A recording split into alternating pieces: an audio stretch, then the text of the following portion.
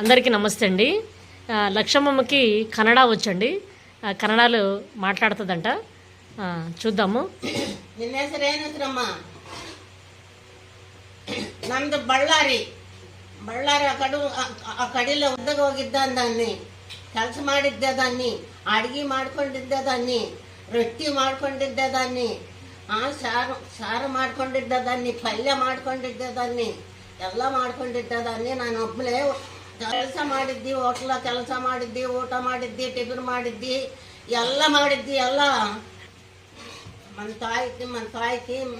ತಾಯಿకి ಇಬ್ಬರು ಹೆಣ್ಮಕ್ಳು, 6 ಗಂಡು ಮಕ್ಕಳು. ನನ್ನ ತಾಯಿಗೆ ತಂದೆಗೆ ನಾನು ಒಬ್ಬನೇ ಇಲ್ಲಿಗೆ ಹೋಗಿದ್ದಿ. ನನ್ನ ಗಂಡ ತಗೊಂಡೋಗಿದ್ದಿ, ಇಲ್ಲಿಗೆ ತಗೊಂಡೋಗಿ ಅವನು ಹೋಗಿದ್ದಿ. ಕೆಲಸ ಮಾಡಿದ್ದಿ, ನೀನು ಹೋಟ್ಲ ಕೆಲಸ ಮಾಡಿ